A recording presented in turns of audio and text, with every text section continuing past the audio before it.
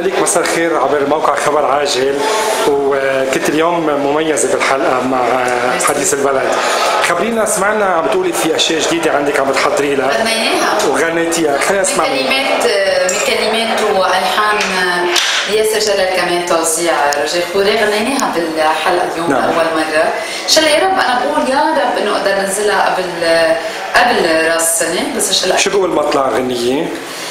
الله لا يحرمني منك، الله يخلي لي اياك، الله لا يبعدني عنك يا حبيبي، انا بدي اياك، وردة زي العمري، شمعة تضوي لي دربي، وضمك ضمك ضمك ضمك على صدري وشمك، يلي روحك من روحي، يلي دمي من دمك.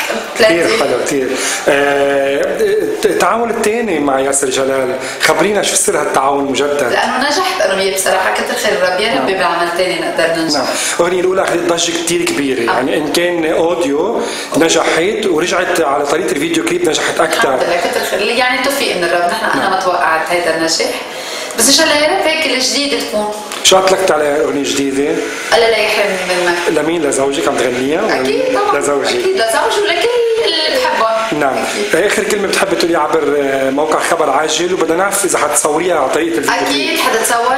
ترقبوا كل جديد عبر هذا الموقع، كثير هيك بينزل. اكيد خبر عاجل هو الاولويات لإلكم.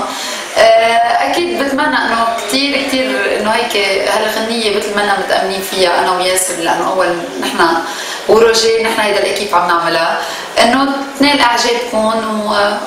عرفتي مين المخرج ولا بعد؟ لا، بعد. نحن على كل حال بنتمنى لك الف توفيق، ما حنتاخر عليكي، وبدنا نكون نتركي عبر حديث البلد هيدا الخميس. ثانك يو. باي باي.